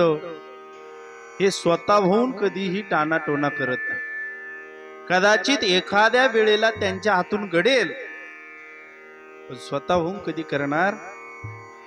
आणि समाज एक सांगू का, खऱ्या संतांच्या मागे समाज कमी, टाना टोना करणाऱ्यांच्या माग जास्त. आता जर इथं म्हणलं ना, गोरख महाराजांच्या पायाला हात लावला की पोरं होतात. लोक पाय तोडून न्यायला बसलेत महाराज. टाना टोना करणारे माणसं. एकदा कीर्तन संपलं, एक माणूस आला. मी आपला खुर्चीवरती बसलो होतो. त्यानं 200ची नोट माझ्या पायावरती ठेवली. अरे वा म्हणलं, असा पाया पडणारे कधी मध्ये भेटतात. मला म्हणे, महाराज माझा एक प्रश्न आहे. म्हणलं बोला. 200 ठेवलेत ना आता. म्हणलं बोला, काय प्रश्न आहे तुमचा? ते म्हणे, ही माझी पत्नी. म्हणलं सौभाग्यवती भव. मला म्हणे ती गरोदर आहे. म्हणलं आनंदाची गोष्ट आहे. मग तुम्ही मला सांगा, हिला मुलगा होईल की मुलगी होईल? आता मला ते कळालं असतं तर मी कीर्तन करीत फिरलो असतो का? सोपा विषय ना महाराज. 5,000 द्यान, तिकडे 50 आणि 70,000 घालवण्यापेक्षा आपल्याला 5,000 द्यान, काय येते माहिती करून घ्या. मला माहित होतं याला काय म्हटल्याच्या नंतर आनंद होईल. त्याला म्हणलं मुलगाच होणार. तो म्हणला नाही झाला तर? नाही झाला तर म्हणलं हे 200 जातील. म्हणलं मुलगा नाही झाला तर मुलगी निश्चित होणार. तो म्हणे मुलगी नाही झाली तर? म्हणलं मुलगी नाही झाली तर काहीतरी पण होईल. मला ते कळतं का? हॅलो. संत भेटल्याच्या नंतर त्यांना काय विचारलं पाहिजे हे सुद्धा माणसाला कळालं पाहिजे. एक जण मला म्हणे, महाराज ज्ञानोबारायांनी भिंत चालवली होती, तुम्हाला चालवता येईल का? म्हणलं मग आपला कोर्स झालेला आहे. आळंदीत राहिलो म्हणजे कोर्स केल्याशिवाय आपल्याला पण म्हटलं भिंत चालवता येते. मला म्हणे चालून दाखवाल? म्हटलं हो दाखवा चालू. मी म्हटलं येड्या, ज्ञानोबारायांनी भिंत आळंदीमध्ये चालवली होती, तुला आळंदीला यावं लागेल. चालेल म्हटलं, येतो मी. ते येड पुण्यावरनं आळंदीला आलं. मला फोन केला. म्हटलं आहे मी, येऊ का? म्हटलं ये. म्हटलं 5,000 रुपये लागतील. त्यानं दिले ना, मी घेतले खिशात घातले. मला म्हणे चला भिंत चालून दाखवा. म्हणलं तू ज्ञानोबारायांचं चरित्र पूर्ण वाचलंय का? ज्या वेळेला ज्ञानोबारायांनी भिंत चालवली त्यावेळेला चांगदेव वाघावर बसून आला होता. त्याच्या हातामध्ये सापाचा चाबूक होता. 5,000 माझ्या खिशातच होते. त्याला म्हणलं एक काम कर, तू आता परत जा, वाघावरती बस, हातामध्ये सापाचा चाबूक घे, मग ये आणि बघ मी भिंत चालवतो की नाही. तो म्हणला हा असं कुठं? म्हणलं मग निघा. काय विचारलं पाहिजे? विठ्ठल विठ्ठल. कुणाला काय विचारावं हे माणसाला कळालं पाहिजे. टाणाटोणा करणारे भेटतील पण ते संत असतील असं मात्र नाही. तुमच्या परिसरामध्ये अंगात येणारी लोक आहेत का? देव अंगात येतो अशी लोक आहेत का? भरपूर आहे. आता इथं असतील तर मग कॅन्सल करतो बा आपलं काय. नको का? अरे वा, तुम्ही सोपदार आहेत का? सोपदार आहेत का? सांभाळा. बस रात्रंदिवस देवाचं नामचिंतन करणाऱ्याच्या सुद्धा स्वप्नात देव येत नाही हो, अंगात मात्र येतो. कदाचित काही लोकांच्या खरंच अंगात येत असेल, मी नाही म्हणणार नाही, मला जायचंय. म्हणजे इथं ज्यांच्या येत असेल त्यांच्या खरंच येत असेल, पण मी आमच्या गावाकडचं सांगतो. बस इकडचं नाही, घाटाच्या वरच आहे ते. तुम्ही मनाला लावून पण घेऊ नका. बस एकदा आम्ही ट्रेननी प्रवास करत होतो. एका बाईच्या अंगात आलं. अंगात आल्याच्या नंतर ती एक पोज असते, अशीच असती का? हा, अशी पोज होती. बाईच्या अंगात आलं होतं. सगळी लोक बाजूला केली होती. बस चाललं होतं. तेवढ्यात काही पिशव्या गाडीमध्ये राहिल्या. गाडी सुरू होणार होती. त्यावेळेला ती सांगत होती, सैल्या थैल्या, सैल्या थैल्या. थैली म्हणजे पिशवी. पिशव्या गाडीत राहिल्या. तिच्या अंगात आले. गाडी थांबली, तिथं उतरली, पण पिशव्या गाडीतच राहिल्या. ती म्हणली सैल्या थैल्या. आता ट्रेनवरती गर्दी फार होती. बाईचा डान्स तर चालूच होता. तेवढ्या डान्स मध्ये असा झटका मारता मारता गळ्यामध्ये एक दाण्याची पोत होती. बस अंगठा पोतीमध्ये अडकला आणि पोट तुटली. आता हे सगळं नाटक बंद करावं. 5 तोळ्याची होती महाराज. काही भावात पडणार नाही. आणि जर सोडून द्यावं तर आपलं नाटक उघडं पडणार. तिनं सांगायला सुरुवात केली. ते तिथंच होतं. सैलानी बाबा सैलानी, तुटली माझी एक दाणी, पडले सगळी मनी मनी. हा एक मणी, तो एक मणी, तो एक मणी, तो एक मणी, उचलून घ्या ना तुम्ही धनी. सैलानी बाबा सैलानी. अरे हे काय देव येण्याचं लक्षण आहे? एक दिवस आम्ही वणीला आलो होतो. वणी खाली नाही ना येत, घाटाच्या वर आहे ना. हा बस वणीला आलो होतो आम्ही. फार गर्दी होती महाराज, फार गर्दी होती. आम्ही त्या गर्दीमध्ये फार लांब रांगेमध्ये उभे होतो. तेवढ्यात आमच्या सोबतच एक महिला होती, तिचे मालक तिच्या मागे होते, तिच्या मागे मी उभा होतो, माझ्या मागे आमची मंडळी उभी होती, तिच्या मागे आमचा भाऊ उभा होता, त्याच्या मागे त्याची मंडळी उभी होती. बस त्या दोघांची चर्चा मी ऐकली. ती म्हणे, मालक आता आपण जर असं उभं राहिलं तर किती वेळामध्ये आपलं दर्शन होईल? तो म्हणे, कमीत कमी 4 ते 5 तास लागू शकतात गड्या, गर्दी आज पौर्णिमा आहे, 5 तास लागतील. ती म्हणे, मालक आपल्याकडे एवढा वेळ नाही, ऐका मी सांगते तसं करा, बस आपलं 5 मिनिटामध्ये दर्शन झाल्याशिवाय राहणार नाही. मी म्हणलं आता काय करतात आपणही पाहू, आपलंही होईल ना त्यांच्या मागे मागे गेलो तर. बस बाईच्या अंगामध्ये आलं आणि बाईनं सुरू केलं ना. बाई पुढे, हात बाईच्या पुढे गेला, बाजूला व्हा, आई आली, आई आली. मी त्याला म्हणलं, ए बावळट, अरे ती आई नाही तुझी बायको आहे. कमीत कमी अंगात आल्याच्या नंतर इतकं तर कळावं ना, आई म्हणजे कोणाची आई? अरे तुझी बायको आहे ती, तिला आई कुठं म्हणतो म्हणलं. नाटक करायचं तर जरा व्यवस्थित केलं पाहिजे. अशी टाणाटोना करणारी मंडळी समाजामध्ये त्याची कमी नाही. म्हणून निळोबाराय म्हणतात, आमची संत या गोष्टी करत नाही, ते फक्त आणि फक्त नामचिंतन करतात. कसं करतात? कायेनही करतात, वाचेनही करतात आणि मनाने सुद्धा करतात. अभंगाचं 3रं काया वाचा आणि मना, काया वाचा आणि मना, काया वाचा आणि मना, काया वाचा आणि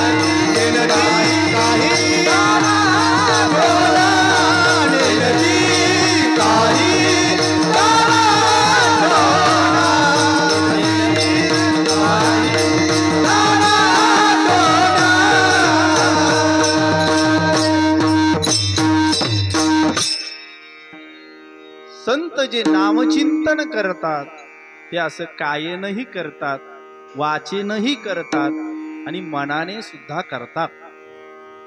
नामचिंतन करणारी सगळीच आहेत महाराज. कोण नामचिंतन करत नाही? प्रत्येक जण करतो ना. भक्ती कोण करत नाही? भक्ती प्रत्येक जण करतोय, पण भक्तीच्या मुक्कामापर्यंत कुणीही पोचलेला दिसत नाही. भक्तीचा मुक्काम कुठे? देवाची प्रसन्नता हा भक्तीचा मुक्काम आहे. जीवाचा मोक्ष प्राप्त होणं हा भक्तीचा मुक्काम आहे. या मुक्कामापर्यंत मात्र आपण पोहोचलेले दिसत. आणि भक्ती तर रात्रंदिवस चालूच आहे ना महाराज. वारी चालू आहे, भजन चालू आहे, दिंडी चालू आहे, सगळं चालू आहे, पण मुक्काम मात्र नाही. त्याचं कारण काय असेल? एखाद्या मुलानं अभ्यास करावं, तो नापास झाला. एकानं अभ्यासच केला नाही, तोही नापास झाला. दुःख कोणत्याच वाटेल? अरे ज्यांना अभ्यास केला नाही तो नापास झाला याचं काही दुःख नाही, पण एखाद्या मुलानं अभ्यास केला ना, अभ्यास करून जर तो नापास झाला असेल, त्याची मात्र प्रश्नपत्रिका उत्तरपत्रिका पुन्हा तपासणं हे गरजेचं आहे. का? अरे अभ्यास करून नापास झाला. तसं एखादा व्यक्ती देवाला मानतच नसेल, त्याला देव भेटला नाही याच्यात काही विशेष नाही. पण एक वर्ग असा आहे जो रात्रंदिवस देवाचं नामचिंतन करतोय, त्यालाही देव भेटला नाही. आता तपासणी कुणाची झाली पाहिजे? रात्रंदिवस नामचिंतन करून ज्याला देव भेटला नाही त्याचा मात्र तपास घेणं गरजेचं आहे. का भेटला नाही देव? आम्ही कायन करतो तर वाचेन करत नाही, वाचेन करतो तर मनाने करत नाही. आम्ही कायन करतो. कधी कधी आम्ही त्र्यंबकेश्वर वरनं पंढरपूरला पायी पायी जातो, कधी आळंदीवरनं पंढरपूरला पायी पायी जातो, कधी कधी आम्ही सासवडवरनं जातो, कधी कधी आम्ही जळगाववरून मुक्ताई सोबत जातो. म्हणजे आम्ही कायनं वारी करतो, पण आम्ही वाचन करतो का? वाचन वारी म्हणजे काय? पाऊली चालती पंढरीची वाट. कायनं चालू आहे, पण चालत असताना तुम्ही भजनामध्ये चालता का? ही गोष्ट अत्यंत महत्वाची. तुम्ही जर दिंडीमध्ये चालत असताना भजन करत जात असाल तर निश्चितपणे देव तुम्हाला भेटल्याशिवाय राहणार नाही. एकदा मी पुण्याला वर्ष श्राद्धाच्या कीर्तनाला गेलो. बरोबर आळंदीवरनं ज्ञानोबारायांचा समाधी सोहळा निघाला आणि सासवडला समाधी सोहळा पोचणार होता त्याच दिवशी माझं कीर्तन होतं. आणि आळंदीमध्ये जे कोणी ज्ञानोबारायांच्या समाधी वारी सोबत पालखी सोहळ्यासोबत गेले असतील त्यांच्या लक्षात येईल, पुण्यामध्ये बिस्किट लाडू शेंगदाणे वाटणारे भरपूर असतात. मी सकाळी कीर्तनाला पोहोचलो, दिंडी सासवडमध्ये होती, अगदी जवळच्या जवळ होतो. म्हटलं कीर्तन पण होईल, दिंडी होईल. सासवडमध्ये एक मुक्काम असतो, त्याच दिवशी नेमकी कीर्तन आणि कीर्तनाला वेळ होता. एकानं मला चहा पिण्याकरता नेलं. त्यानं सांगितलं, एक काम करा सुनबाई, महाराजांना थोडे बिस्किट पण द्या. मी म्हटलं वा बरं आहे, आपला सुरुवातीला नाश्ता. बस सुनबाईनं परातीमध्ये बिस्किट आणली. परात कळती तुम्हाला? अशी एवढी एवढी राहते, एवढी राहते परात. हा, अशी एवढी परात राहते. परातीमध्ये बिस्किट होते, पार्लेजी होते, TNT होते, टायगर होते, पतंजलीचे होते, अजून कोणते रे, हा गुड्डे होते. हा, सगळे सगळे प्रकारचे बिस्किटचे पुडे होते. ते परातभर बिस्किट पाहिल्याच्या नंतर देवाला म्हणलं, देवा एखादी पिशवी माझ्या सोबत असती, एवढे भरून नेले असते रे. पिशवी नाही माझ्यासोबत, फक्त फेटाच होता. म्हटलं बाबा एवढी सगळी बिस्किट, तुमची बिस्किटची फॅक्टरी वगैरे आहे की काय? तो म्हणे फॅक्टरी वगैरे काही नाही महाराज, सगळी माऊलीची कृपा आहे. म्हणलं वा, एवढे सगळी बिस्किट, एवढ्या प्रकारची बिस्किट, परातीमध्ये बिस्किट, कृपा कोणाची? माऊलीची. चांगली गोष्ट आहे. म्हणलं बाबा माऊलीची कृपा कशी काय? ते म्हटले बाबा मी गेल्या 25 वर्षापासून आळंदी ते पंढरपूर वारी करतो. वा वा वा वा. म्हणलं भाग्य माझं, तुमच्या घरी चहा पाण्याला आलोय मी. 25 वर्ष झालं वारी चालले. म्हणलं बाबा वारीचा आणि बिस्किटाचा काय संबंध? ते म्हणे महाराज पुण्यातून निघाल्यापासून पोराच्या 2 खेपा झाल्या. मी गोळा करीतोय, पोरगा घरी आणून टाकितोय. मी गोळा करीतोय, पोरगा घरी आणून टाकितोय. 25 वर्ष नाही तर 50 वर्ष वारी केली तरी काही फायदा होणार? विठ्ठल विठ्ठल सांगायचं काय? कायन चालू आहे पण वाचन कुठे? सासूसाठी रडे सून, भाव अंतरीचा भिन्न. ती कायन रडतीये, वाचेन म्हणते आत्या तुम्ही लवकर गेल्या, आत्या अजून तुमची फार आमच्या कुटुंबाला गरज होती. खरंच तिच्या मनात आहे का? ती उलटी वाट पाहते कधी जाईल ही. पण आता समाज नाव ठेवू नये म्हणून रडावं लागतं. काय नाही रडते, वाचनही आत्या आत्या म्हणते. मनात मात्र वेगळंच असतं. पण संतांच्या बाबतीमध्ये मात्र तसं नाही. कायेनं वाचेनं मनानं त्या भगवान परमात्म्याचं नामचिंतन करतात आणि त्या नामचिंतनामध्ये डुलतात. त्या भगवान परमात्म्याचं नामचिंतन खऱ्या अर्थानं कायेनं वाचेनं मनाने जो कोणी करेल तो भगवंताच्या नामचिंतनामध्ये डुलल्याशिवाय राहणार नाही. निश्चितपणे भगवान परमात्म्याची प्राप्ती सुद्धा झाल्याशिवाय राहणार नाही. म्हणून एकदा सगळ्यांनी मोठ्या प्रमाणे त्या भगवान परमात्म्याचं नामचिंतन करायचं. विठोबा रखुमाई विठोबा रखुमाई विठोबा रखुमाई विठोबा रखुमाई विठोबा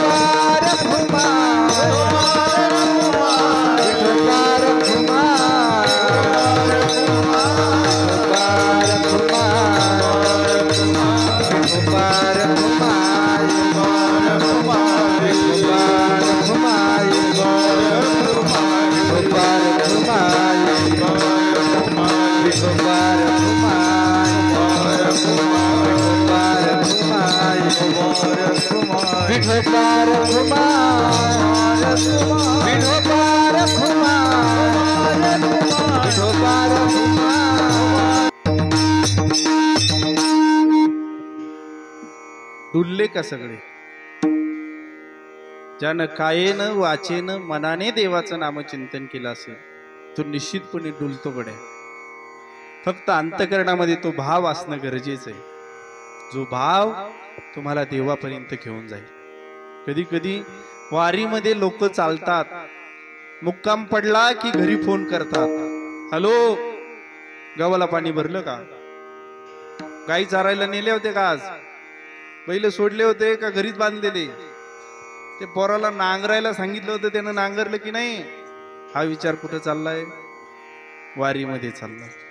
घरी जे बसलंय ते विचार करतय, बस आज बाबा पिंपरी पर्यंत गेले असतील, सकाळचा मुक्काम तळवड्यामध्ये झाला असेल, दुपारपर्यंत दिंडी त्र्यंबकला पोहोचली असेल, बाबांची दिंडी आता निवृत्तीनाथ मंदिरापर्यंत गेली असेल, बस मुखदर्शन तरी आता बाबांचं झालं असेल, आता दिंडी आपल्या तळावरती गेली असेल, तिथं आता हरिपाठ चालू झाला असेल, बस हरिपाठ संपला की लगेच कीर्तन होणार आहे. गोड असं कीर्तन, संतांचं नामचिंतन, देवाचं नामचिंतन, या सगळ्या गोष्टी तिथं ऐकायला मिळणार आहेत. हा विचार कुणाचा चाललाय? घरी बसलाय त्याचा विचार त्र्यंबकेश्वर मधला चाललाय आणि त्र्यंबक मधला विचार करतोय गायीनं दूध दिलं का नाही. मला सांगा, वारी घडली कुणाची? एक वेळेला तुम्ही कायेनं नाही केली तरी चालेल, पण वाचेनं घडणं गरजेचं आहे. आणि कायेनं वाचेनं दोन्हीनंही नाही झाली तर सगळ्यात श्रेष्ठ भक्ती ही मनाची सांगितलेली. मनानं जे होतं ते कशानंच होत नाही. एखाद्याला जर पुण्याला जायचं असेल महाराज, गाडीनं जायचं ठरलं तर त्याला विचार करावा लागेल कोणत्या गाडीनं जायचं आहे. आणि मनानं ठरवलं तर पोचला म्हणूस तर तो परत रिटर्न पण आला. हे मन आहे महाराज. मनानं केलेली भक्ती ही श्रेष्ठ आहे. म्हणून कायेनं वाचेनं मनानं त्या भगवान परमात्म्याची भक्ती करावी, त्या भक्तीमध्ये तल्लीन व्हावं, त्या भक्तीमध्ये डुलत राहावं, अशी श्रेष्ठ भक्ती साधू संतांनी केली. आणि म्हणून तो भगवान परमात्मा मागे पुढे उभा राहे सांभाळीत आली आघात निवाराया सगळे आघात भक्तांच्या आपल्यावरती घेतो, भक्तांना चांगला मार्ग दाखवतो आणि त्या मार्गावरती चालवायला शिकवतो. कसे असतात संत? कायेन वाचानं भगवंताचं नामचिंतन करतात, देहाच्या बाबतीमध्ये विरक्त असतात आणि विषयाचा आणि त्यांचा दूर दूर पर्यंत संबंध नसतो. अभंगाचं शेवटचं चरण निळा माने विरक्त देई, निळा माने विरक्त देई, निळा माने विरक्त देई, निळा माने विरक्त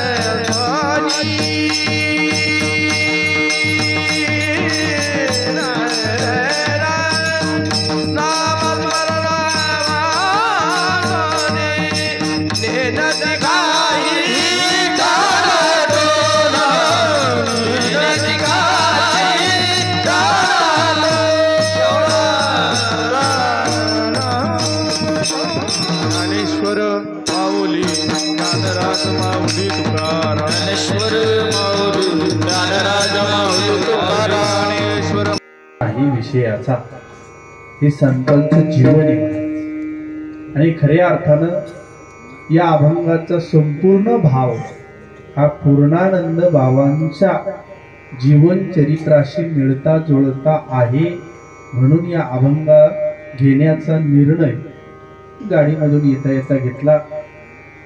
परमादरणीय अनंत महाराज त्यांनी बाबांचं अगदी 5च मिनिटांमध्ये सगळं जीवन चरित्र सांगितलं. आणि खऱ्या अर्थानं संतांचं जीवन हे असंच असतं, ज्यांचा हेतू पैसा कमवणे नसतो तर भगवान परमात्म्याची भक्ती करणं असतं. कुठल्याही प्रकारचा टाणाटोणा ते करत नाही. कायेनं वाचेनं मनानं फक्त आणि फक्त भगवंताचं नामचिंतन करणारे पूर्णानंद बाबा होते. कदाकाळी त्र्यंबकेश्वरला आल्याच्या नंतर आमच्या आश्रमामध्ये बाबा नेहमी यायचे आणि त्या निमित्तानं भेटही व्हायची. एक एक शब्द म्हणजे अगदी मोत्याचा दाना होता. फार कमी बोलायचे, पण जेही बोलतील त्यानं माणसाचा उद्धारच होईल, त्याच्या जीवनामध्ये परिवर्तन होईल अशा पद्धतीचं बोलणं. मला आजही तो चेहरा आठवतो, मला आजही त्यांचं बोलणं आठवतं.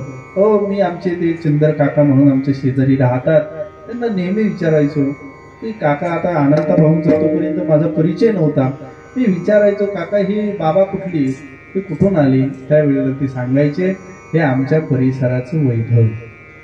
आणि खऱ्या अर्थानं असे संत आपल्या जीवनामध्ये प्राप्त झाले, आपल्याला योग्य मार्ग दाखवला आणि तुम्ही मार्गाला लागले आणि ते इहलोकाची यात्रा संपून भगवान परमात्म्याच्या सानिध्यामध्ये आम्ही वैकुंठवासी आलो याची कारणासी बोलिले जी ऋषी साच भावे वर्ताया. खऱ्या अर्थानं त्यांचं घर हे वैकुंठच आहे. आणि पुण्यस्मरण फक्त चौथय, पण बाबा आजही तुमच्या आमच्या सगळ्यांच्या अंतःकरणामध्ये आहेत. ज्या अर्थी त्यांचे संस्कार तुमच्यामध्ये आहे याचा अर्थ साक्षात बाबाच तुमच्यामध्ये. त्यांचा एक एक शब्द ज्या वेळेला तुम्हाला आठवत असेल, त्यांनी केलेला बोध ज्या वेळेला तुमच्या मुखातून निघत असेल, त्यावेळेला तुम्ही बोलत नसेल शिकविता धनी वेगळाचे पूर्णानंद बाबा तुमच्याकडून ती वधवून घेतात. आणि अशी असणारी ही परंपरा शिष्यापर्यंत पोहोचवलीच गेल्या. पण आपले असणारे सुपुत्र परम आदरणीय परमार्थ प्रेमी आमचे अनंता महाराज नाठे तेही आज आपल्यापर्यंत पोहोचत आहेत. बाबा गेल्याच्या नंतर सुद्धा त्यांचा वारसा हा समाजापर्यंत पोहोच करताय. आणि बाबांचं असणारं स्वप्न, बाबांची असणारी परंपरा इथून पुढे सुद्धा चालू राहावी म्हणून त्या ठिकाणी आमचे विद्यार्थी मधुसूदन महाराज त्यांनाही तयारी करण्याचं काम त्यांचं चालू आहे. एकदा असंच आम्ही मुलांना विचारत होतो, तुला काय व्हायचंय, तुला काय व्हायचंय. नवीनच सगळी मुलं आली होती. कोण म्हणत होतं मला गायक व्हायचंय, कोण म्हणत होतं मला शिक्षक व्हायचंय, कोण म्हणत होतं मला पोलीस व्हायचंय. एकमेव पोरगा 70 मुलांमध्ये असा निघाला जो फक्त म्हणला मला कीर्तनकार व्हायचंय. हे संस्कार पूर्णानंद बाबांपासून चालत आलेले. कुठेतरी तेच रक्त आमच्या अनंता भाऊंमध्ये आहे आणि तेच रक्त आमच्या मधुसूदन मध्ये सुद्धा आहे. असा असणारा हा कार्यक्रम अखंडपणे चंद्र सूर्य आहे तोपर्यंत हा पुण्यतिथी सोहळा चालू राहो अशी ईश्वरचरणी प्रार्थना करू. आणि पूर्णानंद बाबांना देखील भगवंताने आपल्या चरणाजवळ जागा दिलेलीच आहे. पण ज्या ज्या वेळेला आम्हाला त्यांची आठवण येईल त्या त्या वेळेला त्यांचा पूर्णानुभूत भगवान परमात्म्यानं आमच्यापर्यंत पोहोचवला पाहिजे अशी भगवतचरणी प्रार्थना करू. सुंदर अशी कीर्तन सेवा माझ्याकडे प्राप्त करून दिली आमच्या अनंत महाराजांनी, त्यांनाही धन्यवाद देतो. सुंदर असे 2-3 चोपदार आहेत, ते कुठे गेले आहेत का? 3 चोपदार आहेत, त्यांनाही धन्यवाद देतो. गोड असे विनेगरी बाबा आहेत, त्यांनाही धन्यवाद देतो. संपूर्ण गायनाचार्य मंडळ, आता आमचे तुळशीराम दादांना मी फक्त ओळखतो, आमच्या मधुभाऊंना ओळखतो, अजून आमच्या इथे सकाराम बाबांना ओळखतो. बाकी आता आपला काही फारसा परिचय नाही. तुम्ही कधी व्हॉट्सअपला भेटले नाही, ट्विटरला नाही, इंस्टाग्रामला नाही, तुम्ही कधी मिस कॉल दिला नाही, मी कधी तुम्हाला मेसेज केला नाही, त्यामुळं फारशी आपली ओळख झाली नाही. गोड अशी साथ करणारे आमचे पेटी मास्तर बाबा, त्यांनाही मनापासून धन्यवाद देतो. गोड अशी साऊंड सिस्टीम आहे, त्यांनाही मनापासून धन्यवाद देतो. जोपर्यंत साऊंड सिस्टीम लागत नाही तोपर्यंत माझा आवाज कधीच निघत नसतो. एकदा ती लागली का मग हे लागत, आणि हे दोन लागल्याशिवाय हे लागत नाही. पण गोड असा समागम आमचे परम आदरणीय परमार्थप्रेमी परम मित्र श्री हरिभक्तपरायण आकाश महाराज ना मुकेश महाराज गोड अशी साथ केली, त्यांनाही धन्यवाद. पेटी मास्तर बाबांनी फटीतला बाबा पटीत आणला, त्याबद्दल त्यांनाही मनापासून धन्यवाद देतो. आपण सर्व 2 तास झाली या ठिकाणी शांतपणे बसून राहिलात, त्यांनाही धन्यवाद देतो. ही सगळी कीर्तनकार मंडळी माझ्या लक्षात आहे, फक्त मला नावं माहिती. ही सगळी कीर्तनकार आहे, कारण ज्या ज्या वेळेला मुखातून प्रमाण निघेल त्यावेळेला उत्तर त्यांच्याकडूनच अपेक्षित आहे. ज्या ज्या वेळेला मुखातून ज्ञानेश्वरीची ओवी निघेल त्या त्या वेळेला उत्तर देणारी माणसं कीर्तनकार नाही तर कोण येतो. असे सुंदर सर्व आमच्या संस्थेतील विद्यार्थी सुद्धा या ठिकाणी उपस्थित आहे. मला चेहरा आठवतोय पण नाव आठवत नाही, वयामानानं आठवत नाही बाबांचं नाव मला. आमची